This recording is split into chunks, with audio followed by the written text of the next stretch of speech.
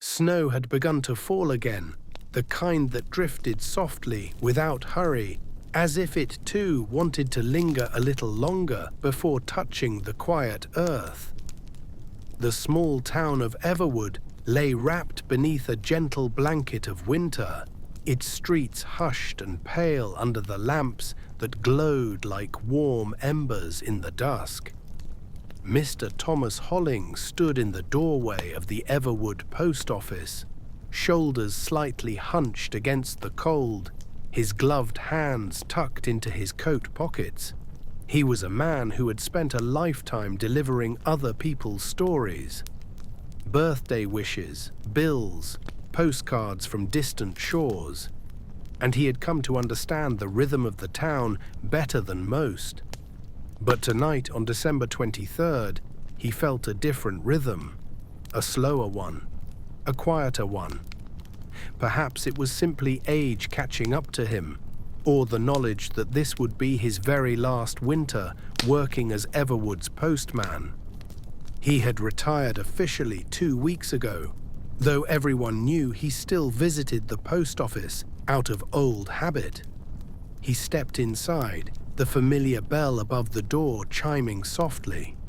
The warmth greeted him, along with the faint scent of old paper, pine cleaner, and peppermint, the holiday touch added by the new postmaster, young Emily Carter. She was kind and always smiled at him in the way people smile at someone they secretly hope to learn from. "Evening, Mr. Holling," she said, looking up from sorting a stack of outgoing mail. Her cheeks were rosy, whether from the cold or from rushing around the post office, he couldn't tell. "Evening," he replied, pulling off his gloves with slow, practiced movements. "Thought I'd check on things, old habits," Emily grinned. "I hope you never break them." Thomas gave a soft hum, part agreement, part amusement, and walked toward the back of the building. The hardwood floor creaked beneath his boots, a sound he'd heard thousands of times over 4 decades. He was halfway to the back storage shelves when something caught his eye. A single envelope lay on the floor just below an old metal filing cabinet. It must have slipped loose when Emily was sorting earlier. Thomas crouched slowly, his knees cracked in protest, and picked it up. The envelope was yellowed at the edges, the paper soft and worn. It had clearly been forgotten for years, maybe decades. The handwriting was elegant, looping, and unmistakably old-fashioned. To Miss Eleanor Ward, 143 Willow Bend Lane, Everwood. There was no return address, no postage stamp, only a date written faintly in the corner. December 23rd, 1954. Thomas blinked slowly. 1954. He turned it over and felt his breath catch when he discovered it was still sealed. Whatever message it carried had never reached its recipient.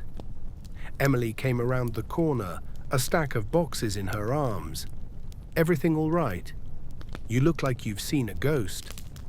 Thomas lifted the envelope slightly, found this behind the filing cabinet. She leaned closer. "Oh, wow, that looks ancient." She traced the date with her gaze, her eyebrows lifting. "Do you think she's still alive?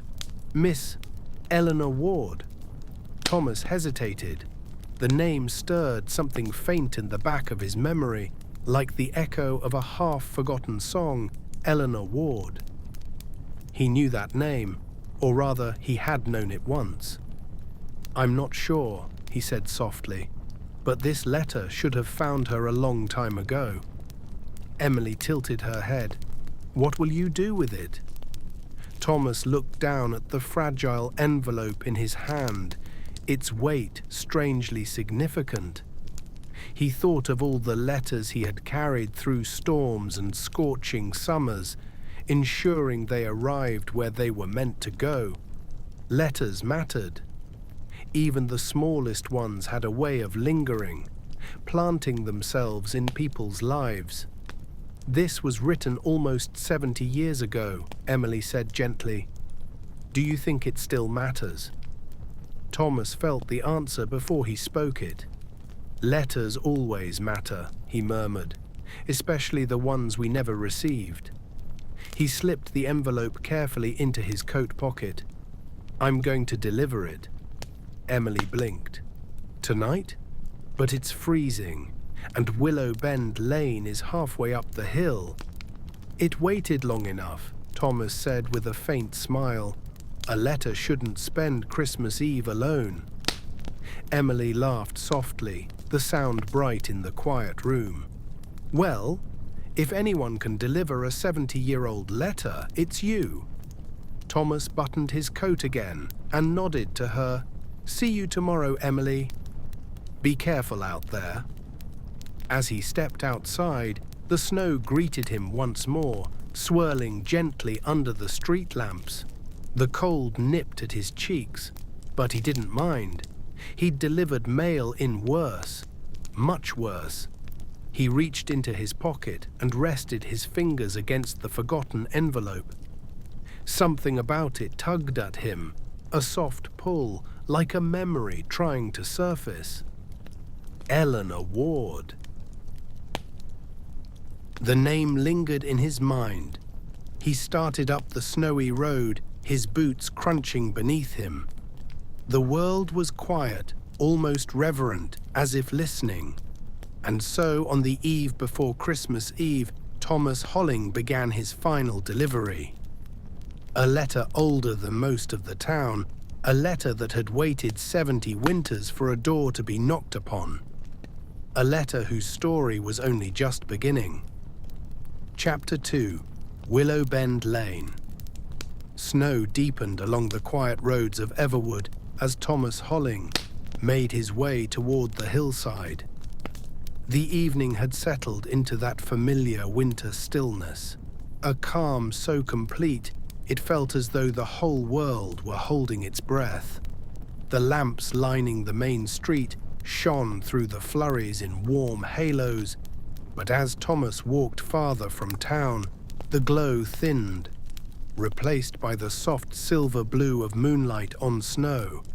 His boots left steady impressions behind him, the path winding upward toward Willow Bend Lane. He had walked this road many times in his youth, though back then his stride had been quicker, his lungs stronger, and the world different somehow. He'd delivered mail up this same hill for 35 years, but there were certain routes that felt older than that. Routes that carried memories as much as letters. This was one of them. As he neared the first bend, the old letter shifted inside his pocket, reminding him of its strange weight. He felt again that faint tug on his memory, the soft whisper of someone he once knew, Eleanor Ward. He stopped for a moment near a wooden fence dusted with snow, letting the name settle. Ward. He closed his eyes, and after a moment, a fragment surfaced. Just a feeling, a winter from long ago, something warm and distant. But the memory stayed blurry, just out of reach. Willow Bend Lane appeared at last, a narrow street lined with tall pines, snow collected on their branches like thick icing, bending them gently toward the road. The houses here were spaced far apart, old and quiet. Some glowed with Christmas lights, others remained dark, shadows behind frosted windows. The address on the envelope, 143, was near the end of the lane, past a slope where the road narrowed. Thomas made his way slowly, his breath puffing in small clouds. As he walked, he noticed how untouched the snow was. No footprints, no car tracks, no sign that anyone had passed through since the last snowfall. He wondered if the house was even lived in anymore. Finally, he reached the mailbox at the end of a long snow-covered walkway. The numbers were rusted but still visible, 143. The house beyond it was simple, a two-story cottage with a steep roof, covered in white like a gingerbread house.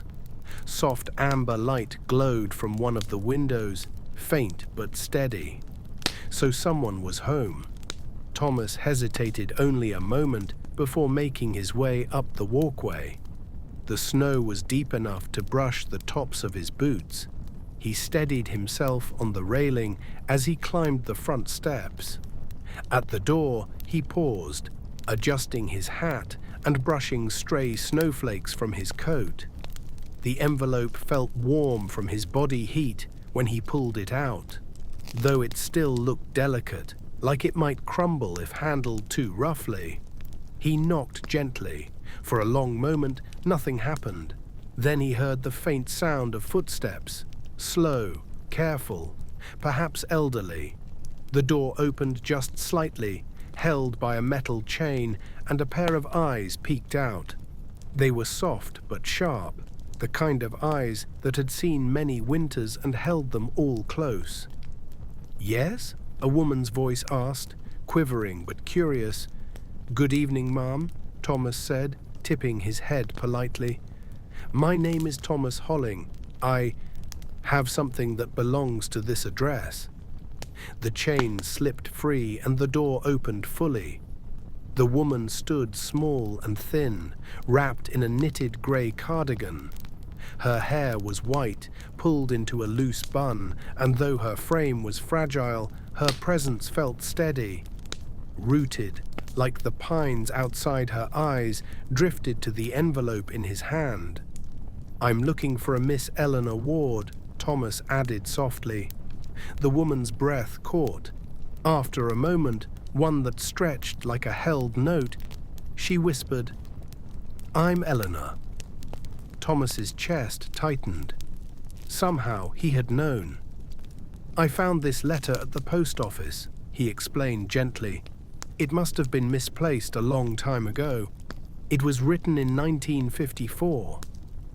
Eleanor's gaze did not leave the envelope. Her hands trembled faintly, and for a moment Thomas thought she might fall. He stepped forward instinctively. "Would you like to sit?" She blinked, then nodded slowly. "Yes, please. Would you come inside?" He followed her into the warm, softly lit foyer, closing the door behind him. The house smelled faintly of pine and old books.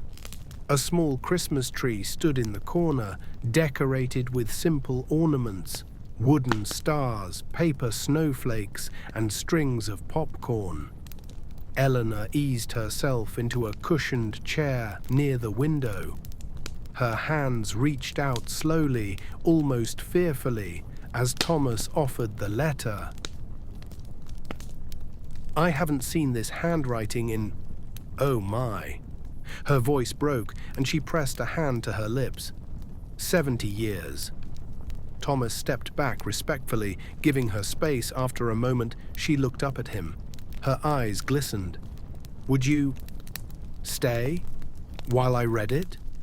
Thomas hesitated. This was personal, intensely so. But something in her expression, a quiet vulnerability, told him she didn't want to face whatever lay inside the letter alone. "Of course," he said softly, taking a seat. Eleanor took a slow breath and carefully opened the envelope. The seal cracked gently, old wax giving way. She unfolded the letter inside, yellowed but beautifully written.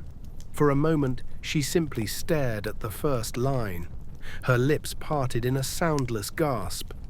Thomas watched as her expression shifted, from surprise to sorrow, then to something deeper, a mix of longing and disbelief. She placed a trembling hand over her heart. "It's from Michael," she whispered. I thought..." Her voice trembled into silence. Thomas leaned forward slightly. "Michael?" She nodded, tears catching the soft lamplight. "My fiancé, the one who never came back." A long, fragile silence followed. The snow outside fell harder now, brushing the window pane like gentle fingers. Inside, Eleanor held the letter to her chest, as though warming it, or perhaps as though it were warming her. Thomas sat quietly, waiting, sensing the opening of a story that had been held shut for 70 winters, a story that the letter, at last, had woken. Chapter 3. The winter of 1954. The room settled into a deep stillness, the kind that wrapped itself gently around two people sharing a fragile moment. Eleanor sat with the letter pressed lightly to her chest, her eyes lowered, her breath trembling, as though the very air carried memories she had not touched in years. Thomas remained quiet, hands resting on his knees, giving her space. He knew enough about people and grief to understand the weight of this silence. Sometimes the heaviest stories were the ones never spoken aloud. After a few long moments, Eleanor lowered the letter to her lap. Her fingers smoothed the fragile paper with a tenderness that made Thomas's chest ache. "You said." "He never came back," Thomas prompted gently, unsure if she wanted to speak, but offering her the choice. Her gaze lifted toward the window, where snow drifted thickly in slow, gentle spirals. "No," she whispered. "He didn't." She took a small breath and began to read. Her voice was soft, but steady enough to carry the words. "My dearest Eleanor, forgive me that this letter travels alone tonight. I hoped I would deliver these words myself. I prayed for it. I dreamed of it. But in case fate turns the snow against me, I need you to know. I choose you. I have always chosen you. Please wait for me at the Willow Bridge on Christmas Eve. No matter how long my journey takes, I will come home to you. Yours always, Michael." Her voice broke on the last line. She pressed a trembling hand to her lips. Thomas swallowed, feeling emotion swell in the quiet room.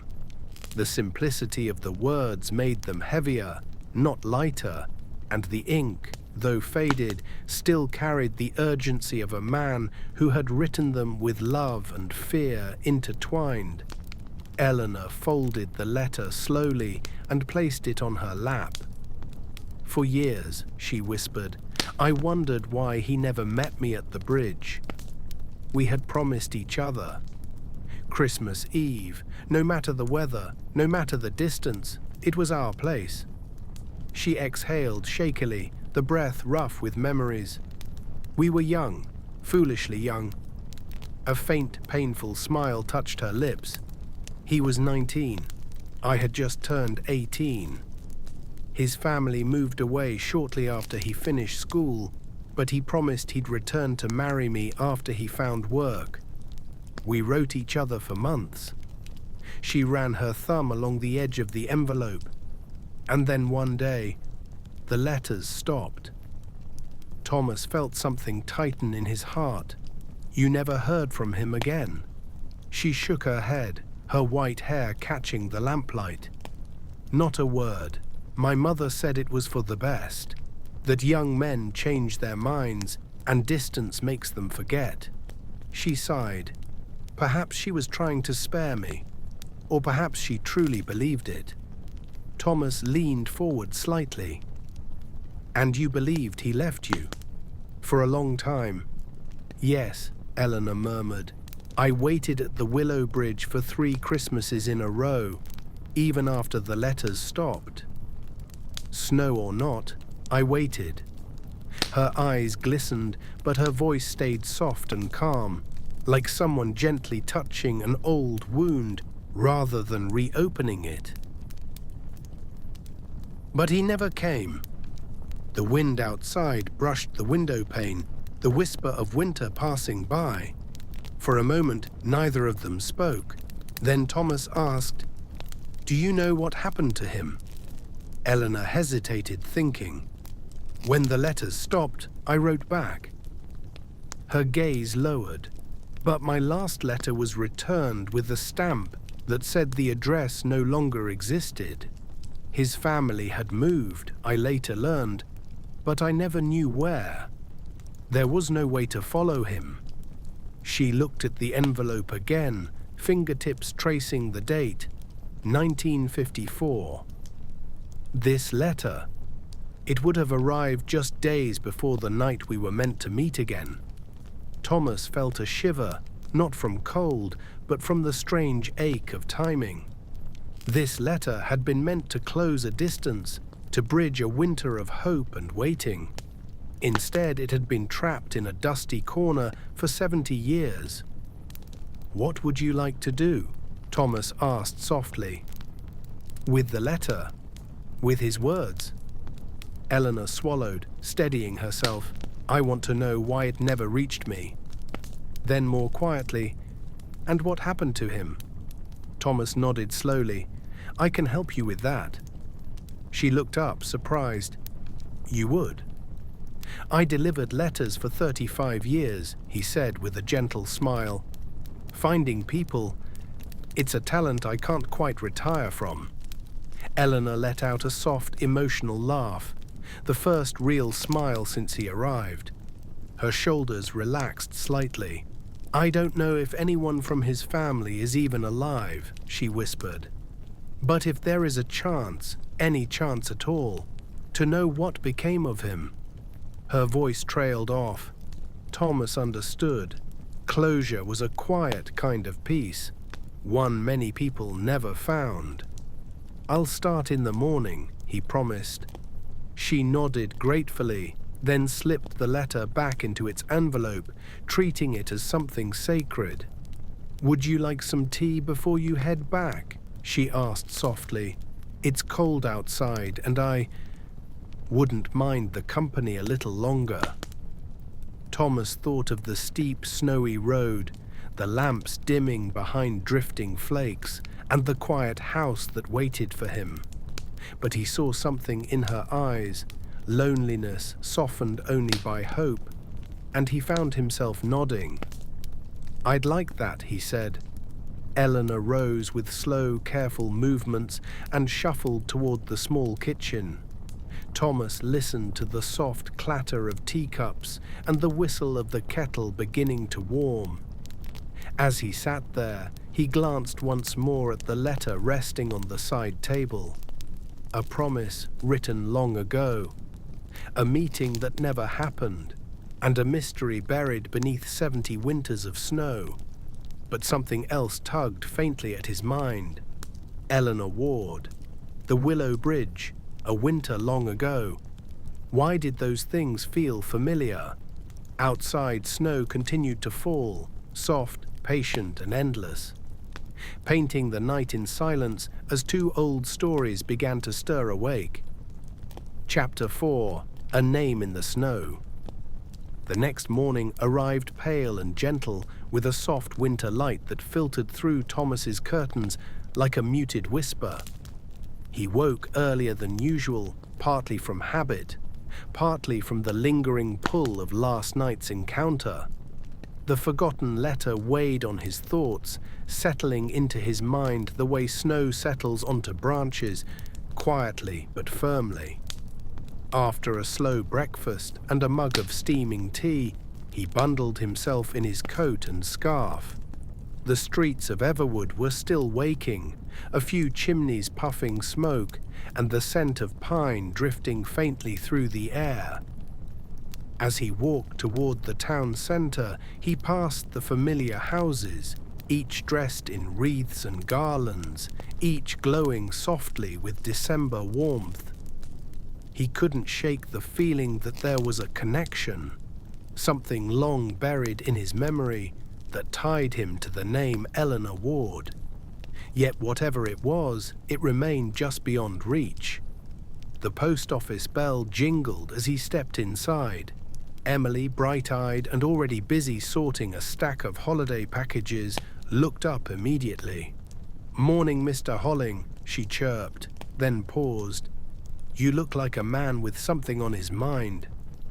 Thomas gave a small smile. "Good morning, Emily." "You could say that." She put a package down and leaned an elbow on the counter. "Did you deliver the old letter?" "I did," Thomas nodded. "And I met the woman it was meant for." Emily's eyes widened. Really? After all these years? She's still alive, and she remembers the sender. Emily pressed a hand to her chest. Oh wow, that's something out of a movie. It feels that way, Thomas admitted. She stepped closer. So what now? I'm going to look into the sender, see if there's any trace of him or his family. Emily lit up like a Christmas candle. Let me help you. Thomas raised an eyebrow. Aren't you busy? She waved a dismissive hand. It's quiet this morning, and besides, she gave him a playful grin. Who wouldn't want to solve a 70-year-old mystery? Thomas chuckled. All right then. They headed toward the storage room in the back, where old postal records were kept. Massive logbooks filled with faded ink, names of workers long gone, routes marked in careful handwriting. The air smelled of dust and time. Emily pulled out a stool. The letter was dated December 23rd, 1954, she recalled. Let's see if there are outgoing mail logs from that time. Thomas nodded and reached for a thick, leather-bound ledger. He opened it gently, mindful of the fragile pages. The entries were written in neat cursive, each line marking a tiny piece of Everwood's history. Emily leaned over his shoulder. Do you remember anything about the sender? A last name? An address? Thomas hesitated. The letter was only signed Michael. No last name. Emily clicked her tongue thoughtfully. We might need more than that. Thomas flipped through pages until he reached late December of that year. His finger traced the rows slowly. Then he paused. Here, he murmured, there's an entry for an outgoing envelope to Eleanor Ward, sent on December 23rd. No postage, so it must have been hand-delivered to the post office. What about the sender? Emily asked, leaning closer. Thomas's gaze moved across the row, and there it was. Sender, Michael Carter. Thomas blinked. Emily straightened suddenly. Wait, Carter, like my family? Thomas looked at her slowly. Emily, did you have a grandfather named Michael? She froze, eyes widening in shock. What? No. My grandfather's name was Henry. At least, that's what I've always been told. Thomas studied her expression, confusion, curiosity, and a faint hint of unease. Do you know much about your family history? He asked gently. Emily shook her head. Not really. My dad doesn't talk much about his side of the family. He says most of them moved away before he was born. Thomas closed the ledger softly. It may just be coincidence. Emily frowned. Maybe, but Carter isn't a very common name in Everwood. No, Thomas agreed, it's not. A quiet tension filled the room. After a moment, Emily said, let me ask my dad about it tonight. Maybe he knows something. But what are you going to do now? Thomas rested his hand on the ledger thoughtfully. I'm going to visit the old Willow Bridge. Emily blinked. The one behind Maple Creek. That's the one. She tilted her head. Why there? Thomas offered a small, gentle smile. Because that's where Eleanor waited. And if this story is ever going to make sense, that might be a good place to start. Emily nodded solemnly. Be careful. The snow's heavy today. I will.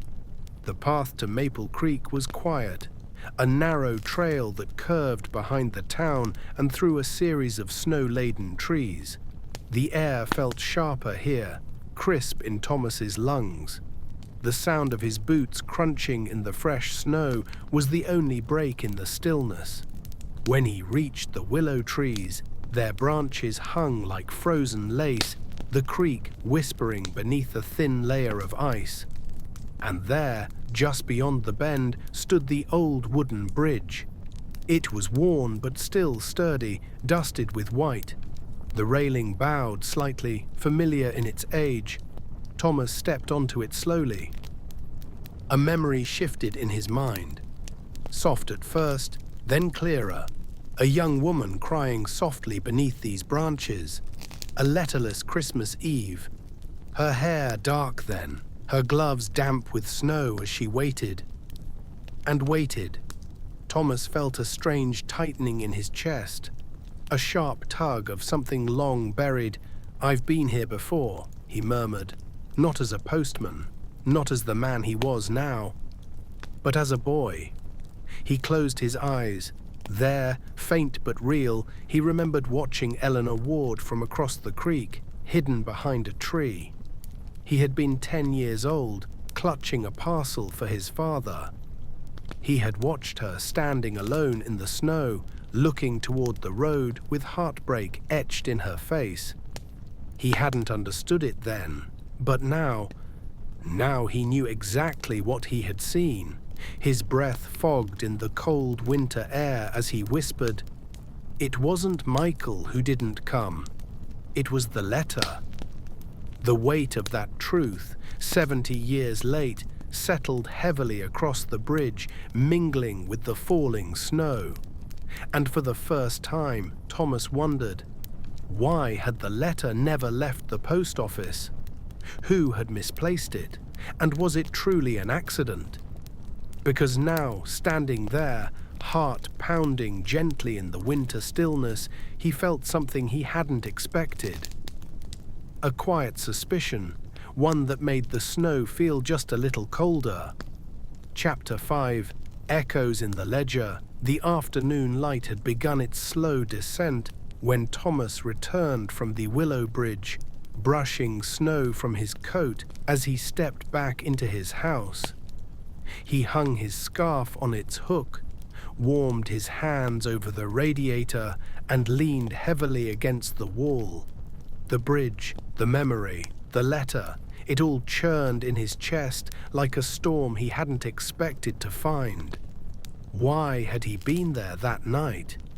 Why had he remembered it only now? And what had happened at the post office in 1954? He rubbed his forehead, trying to steady his thoughts. Whatever the reasons, one thing was clear. Someone had stopped that letter from reaching Eleanor. But who? And why? He poured himself a cup of tea and sat at the little table by the window, the fading daylight settling over the snowy street outside.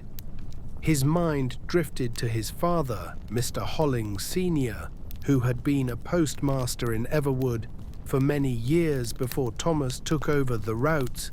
His father had been a strict man, orderly, precise, but also traditional in ways that could, at times, harden into stubbornness. Thomas remembered the old man's deep voice echoing through the post office on winter mornings. "A letter is a responsibility, son, but so is knowing what's best." At the time, Thomas had thought it meant sorting mail properly. Now he wasn't so sure. A chill brushed through him. He needed answers, real ones. He reached for his coat just as a soft knock sounded at his door. When he opened it, he found Emily standing on the porch, bundled in her bright red scarf, cheeks flushed from the cold. "Hi, sorry to drop by unannounced," she said with a breathless grin. "I was on my way home and thought I'd check on you. You looked concerned when you left earlier." Thomas offered her a warm smile. "It's all right. Come in." She stepped inside, brushing snow from her boots. "I spoke to my dad," she said immediately, unwrapping her scarf, "about the name Michael Carter." Thomas straightened. "And?" "He was surprised," Emily said, "but not confused. He said he remembers hearing the name once. His father mentioned it during a family argument when he was young." "An argument?" Thomas asked. Emily nodded. "Apparently my grandfather had a brother named Michael, an older brother, but there was some kind of falling out. My dad said the family never talked about him again." Thomas felt the hair on his arms rise. So your grandfather had a brother who disappeared. That's the thing, Emily said, brow furrowed. My dad always assumed he'd left town, but now he's not so sure. A quiet settled between them. If Michael Carter was Eleanor's fiancé, Thomas murmured, thinking aloud, then something must have happened that winter. Something serious enough to erase him from family memory. Emily sank into the chair across from him. Do you think he died? Thomas's stomach tightened. Maybe. But if he died before the letter could be delivered... He shook his head slowly. Someone still brought that letter to the post office. Someone signed the ledger. And someone let it sit behind a cabinet for 70 years, Emily added. They shared a look. Not accident, not oversight. Something intentional. Thomas took a slow breath. Emily, I need to look through the old staff records. The postmaster logs. Anything from 1954. Emily nodded immediately. I can let you into the archive room. The files go all the way back to the 1930s. Her eagerness softened the heaviness of the moment. Thank you, Thomas said sincerely. This means a lot. It means a lot to me too, she replied. The post office archive room was tucked behind the main sorting area. A small, dim space with a single window fogged by cold. Shelves lined the walls, stacked with binders, folders, and brittle logbooks. Dust motes floated in the beam of light from the desk lamp as Emily turned it on. Here we go, she murmured, pulling a few boxes onto the table. Thomas opened the first binder carefully, flipping through pages of names, hiring dates, and route changes. The handwriting was neat, meticulous. His father's January 1953, new clerk, Harold Pike, June 1954, seasonal assistant, Ruth Carter, December 1954, temporary holiday staff, M. Holling. Thomas blinked, then frowned. Emily leaned closer. Wait, was that you? He shook his head slowly. No, I was 10 years old. He stared at the entry M. Holling. His father's name was Martin Holling. His breath caught. Emily looked up at him, eyes wide. Thomas, was your father working the post in December of 1954? Yes, he whispered. He was postmaster then. Emily swallowed. So the person who logged the sender name must have been him. Thomas nodded numbly.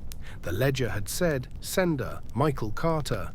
The archive now said, processed by M. Holling. His father had handled the letter. Emily flipped another page, scanning quickly. Her fingers froze halfway down.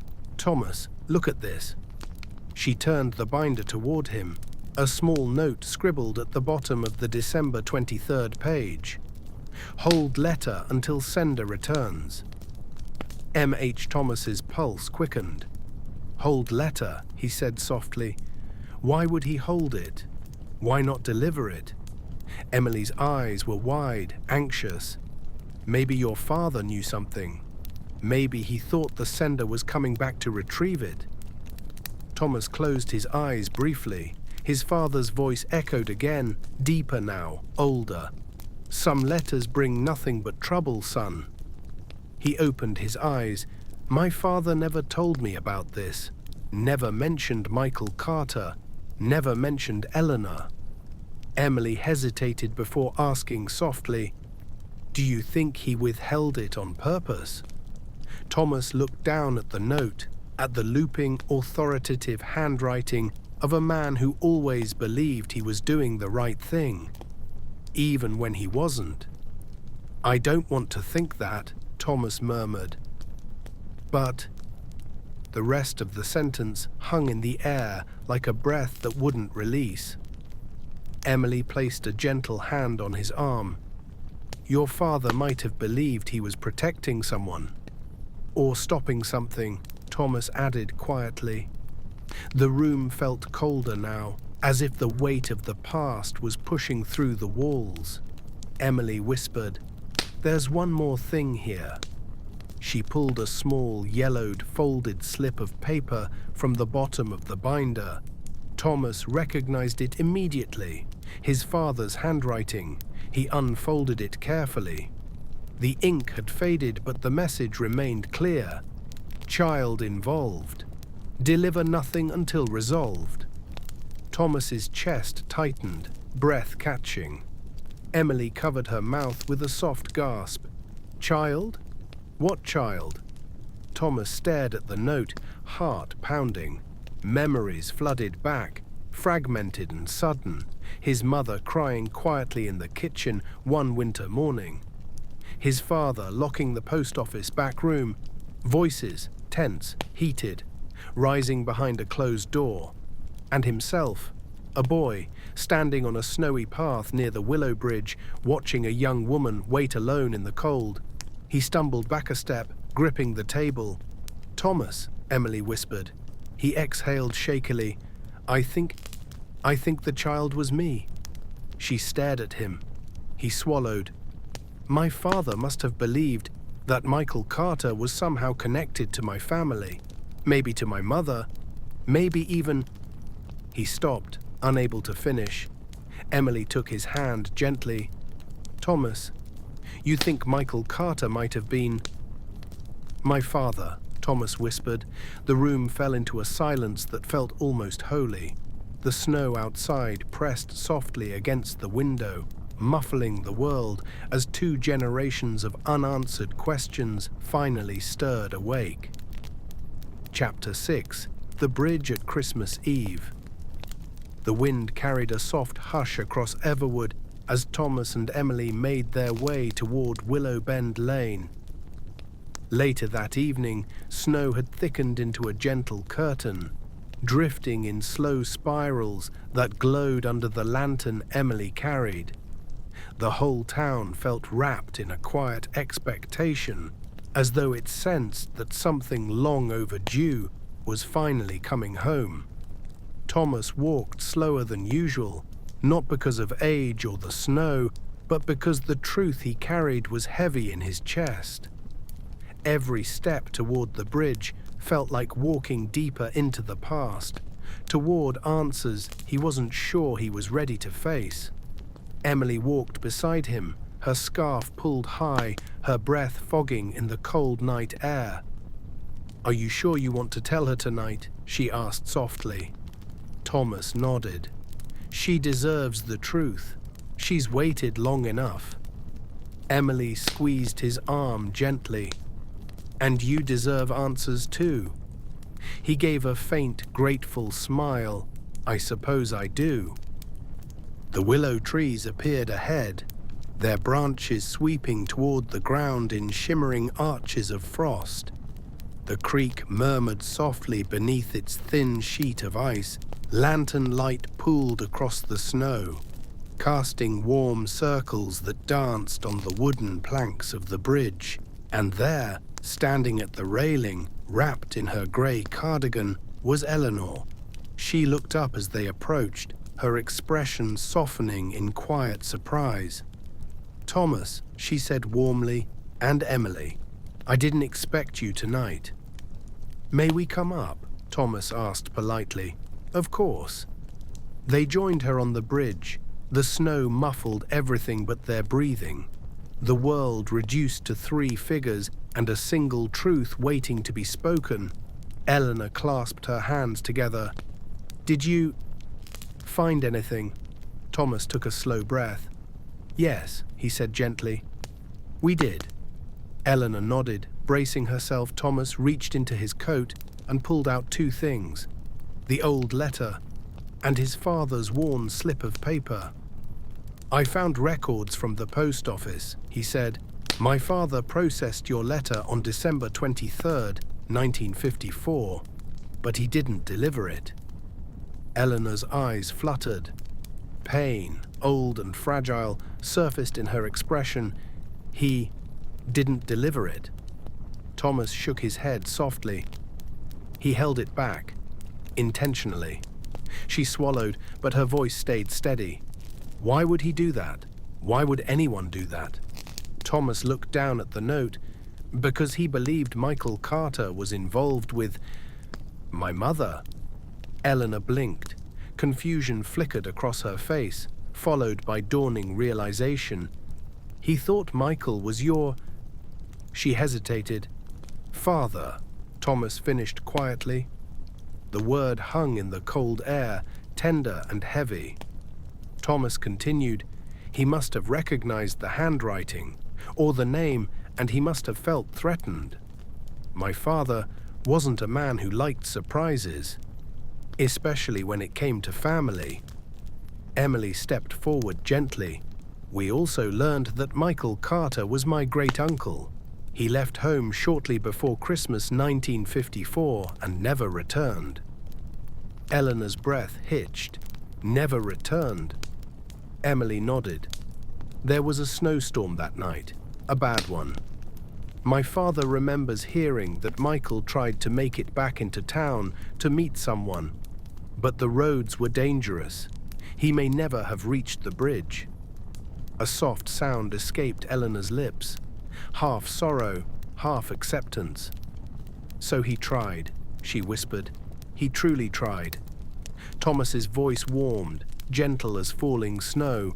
He wrote the letter because he wasn't sure he'd arrive in time, but he meant every word of it. He was coming back for you. Tears welled in Eleanor's eyes, not the sharp tears of heartbreak, but the soft kind, relief finally allowed to breathe. For 70 years, she whispered, I thought he changed his mind. But he didn't. Her voice broke. He never gave up. Thomas reached into his coat again and laid the letter in her hands. He loved you, he said simply. He wanted you to know. And now, at last, you do. Eleanor looked down at the letter, the same fragile envelope she held to her heart the night before.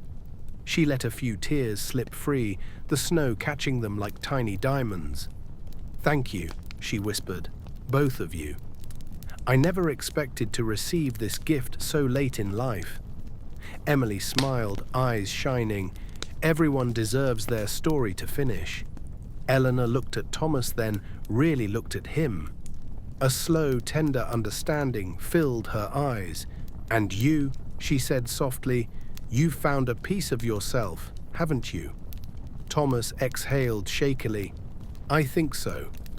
My dear, she said, touching his arm gently, you're nothing like the man your father feared.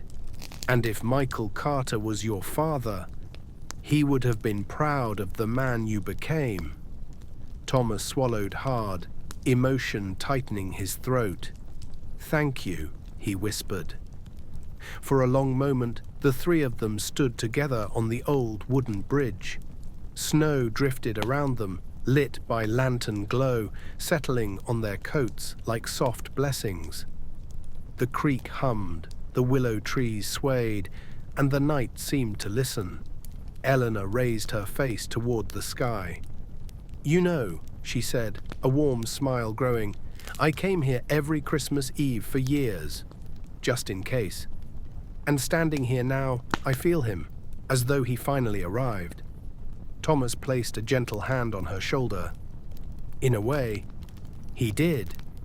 Eleanor nodded slowly, the weight of 70 winters finally lifting from her chest. May I read it to you? She asked, holding up the letter. Thomas and Emily nodded. She unfolded the brittle paper, smoothing it with delicate fingers. Lantern light touched the words as she read aloud, her voice soft and steady. My dearest Eleanor, if you receive this letter, know that I am already on my way.